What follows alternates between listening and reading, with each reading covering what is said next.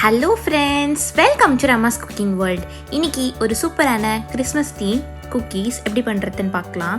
இது ரொம்ப சூப்பராக, அதே டைமில் வீட்டில் இருக்க மூணு இன்க்ரீடியன்ஸ் வச்சு ரொம்ப சிம்பிளாக ரொம்ப டேஸ்டான பிஸ்கெட் செஞ்சிடலாம்.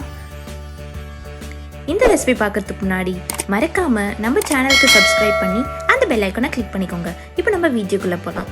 ஃபஸ்ட்டு நம்ம ஒரு பவுலில் 1/2 கப் அன்சால்டட் பட்டர், அதாவது உப்பு இல்லாத பட்டர் ஆட் பண்ணிக்கோங்க. ஆட் பண்ணி இதை நல்லா பீட் பண்ணிக்கோங்க. உப்பு இல்லாத பட்டர் ஆட் பண்ணும்போது நம்மளுக்கு சால்ட் கம்மியாக இருக்கும், அது கரெக்டான கன்சிஸ்டன்சியில் இருக்கும். அதனால் நம்ம அன்சால்டட் பட்டர் ஆட் பண்ணிக்கிறோம். உங்ககிட்ட சால்டட் பட்டர் இருந்தாலும் நீங்கள் ஆட் பண்ணிக்கலாம், பிரச்சனை இல்லை. ஆட் பண்ணி இதை நல்லா மிக்ஸ் பண்ணிக்கணும். நம்ம பட்டர் ஆட் பண்ணும்போது ரூம் டெம்பரேச்சர் இருக்கிறது வந்து ரொம்ப முக்கியமான விஷயம். இதில் 1/4 கப்பு கொஞ்சம் எக்ஸ்ட்ராவாக நான் பவுடர் சுகர் ஆட் பண்ணுறேன். நீங்கள் சர்க்கரையாவை கூட ஆட் பண்ணிக்கலாம். ஆனால் பவுடர் சுகர் ஆட் பண்ணும்போது நம்மளுக்கு மிக்ஸ் பண்ண ஈஸியாக இருக்கும். ஆட் பண்ணி இதை நல்லா மிக்ஸ் பண்ணிவிட்டு இது நல்லா இந்த மாதிரி ஒரு கன்சிஸ்டன்சியில் வந்ததுக்கப்புறம் இதில் நம்ம 1 கப் ஆட்டா கோதுமை மாவை ஆட் பண்ணிவிட்டு இதை நல்லா மிக்ஸ் பண்ண போகிறோம்.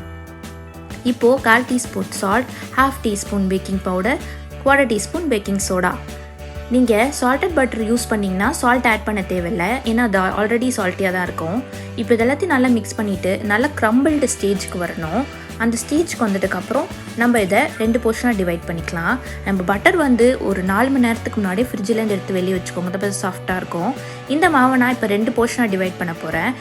கொஞ்சம் சாக்லேட் பிஸ்கெட்ஸும் செய்ய போகிறேன், அதனால் நான் 2 போர்ஷனாக டிவைட் பண்ணுறேன். நீங்கள் பிளெயின் பிஸ்கெட் சாப்பிட்ணுன்னா, நீங்கள் சாக்லேட் பிஸ்கெட் சாப்பிட்லன்னா நீங்கள் இதை ஆட் பண்ண தேவையில்லை. இப்போ நான் அதில் 2 table spoon cocoa powder add பண்ண போகிறேன், ஏன்னா சாக்லேட் ஃப்ளேவர் வரதுக்காக. இதில் நீங்கள் 1 டேபிள் ஸ்பூன் கூட ஆட் பண்ணிக்கலாம். 2 டேபிள் ஸ்பூன் கொஞ்சம் ஓவர் சாக்லேட்டியாக இருந்தது, அதனால் நீங்கள் 1 டேபிள் ஸ்பூன் ஆட் பண்ணிக்கோங்க. ஆட் பண்ணி இதை ரொம்ப அழுத்தம் கொடுக்காமல் நல்லா பிசைஞ்சு எடுத்துக்கோங்க. டோ கன்சிஸ்டன்சியில் வந்ததுக்கப்புறம் இப்போ நம்ம இதை 2ஆக டிவைட் பண்ண போகிறோம். பாருங்கள், இந்த கன்சிஸ்டன்சியில் இருக்கணும். இதான் பிஸ்கெட்டுக்கு கரெக்டான கன்சிஸ்டன்சி. சப்பாத்தி மாவு அளவுக்கு நல்லா போட்டு அழுத்தி பிசைஞ்சிடக்கூடாது, ரொம்ப சாஃப்டாக தான் பிசையணும். இப்போ பாருங்கள், இந்த மாதிரி ஒரு திரட்டி எடுத்துக்கிட்டு இப்போ நான் இதை வந்து கட் பண்ணி எடுத்துக்க போகிறேன். இந்த மாவு ரொம்ப திக்காக இருக்கக்கூடாது, அதே டைமில் ரொம்ப தின்னாகவும் இருக்கக்கூடாது, மீடியம் கன்சிஸ்டன்சியில் இருக்கணும். இப்போ நம்ம ஹீரோ குக்கி கட்டர்ஸில் அதில் ஆட் பண்ணிக்கலாம். நீங்கள் பிளெயினாக சாப்பிட்றதுனா நீங்கள் ஒரு பாட்டில் மூடி வச்சு கட் பண்ணலாம், அது சூப்பராகவே இருக்கும். நம்ம கிறிஸ்மஸ் தீமுக்காக கிறிஸ்மஸ் குக்கி கட்டர்ஸ் யூஸ் பண்ணியிருக்கோம். இதில் லிங்க் வந்து நான் டிஸ்கிரிப்ஷனில் கொடுக்குறேன்.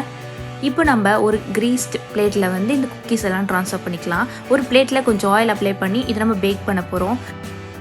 நான் அவனில் 160 டிகிரி செல்சியஸ்க்கு ப்ரீ ஹீட் பண்ணிவிட்டு 15 மினிட்ஸ்க்கு பேக் பண்ணி எடுக்கிறேன். இப்போ அதே மாதிரி நம்ம சாக்லேட் பிஸ்கெட்டுக்கும் அதே ப்ராசஸை ரிப்பீட் பண்ணிக்கலாம். ஃபஸ்ட்டு குக்கரில் கேஸ்கெட் எதுவும் போடாமல் கீழே கொஞ்சம் சால்ட், அதுக்கு மேலே கொஞ்சம் பிளேட் வச்சு நம்ம இதை ஆட் பண்ணி இந்த மாதிரி நம்ம பேக் பண்ணிக்கலாம். நல்ல ஸ்டீல் பிளேட்டாக யூஸ் பண்ணிக்கோங்க, இல்லை அலுமினியம் பிளேட் கூட யூஸ் பண்ணிக்கலாம். இப்போ நான் அவன்லேருந்து 15 மினிட்ஸ் பிஸ்கெட்லாம் எடுத்துட்டேன். எவ்வளோ சூப்பராக ரெடியாக இருக்குன்னு பாருங்கள். இது சூடாக இருக்கும் போது கொஞ்சம் சாஃப்டாக இருக்கும். கொஞ்சம் நேரம் ஆறுனதுக்கப்புறம் இதை நம்ம பிரேக் பண்ணோன்னா நல்லா கிறிஸ்பியாக பிஸ்கெட் கன்சிஸ்டன்சியில் வந்துடும். கண்டிப்பாக இந்த பிஸ்கெட்டை ட்ரை பண்ணி பாருங்கள், ரொம்ப சூப்பரான பிஸ்கெட். இந்த மாதிரி செஞ்சு கொடுத்தா குழந்தைங்கலேருந்து பெரியவங்க வரைக்கும் எல்லோரும் விரும்பி சாப்பிடுவாங்க.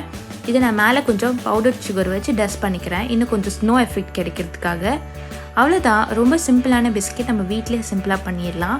இந்த ரெசிபி உங்களுக்கு பிடிச்சிருந்ததுன்னா லைக் பண்ணுங்கள், கமெண்ட் பண்ணுங்கள், மறக்காமல் நம்ம சேனலுக்கு சப்ஸ்கிரைப் பண்ணி அந்த பெல் ஐக்கானை கிளிக் பண்ணிக்கோங்க. Stay home, stay safe, get vaccinated. Wait இந்த 2 வீடியோ உங்களுக்கு பிடிச்சிருந்ததுன்னா கண்டிப்பாக பாருங்கள். தேங்க்ஸ் ஃபார் வாட்சிங்.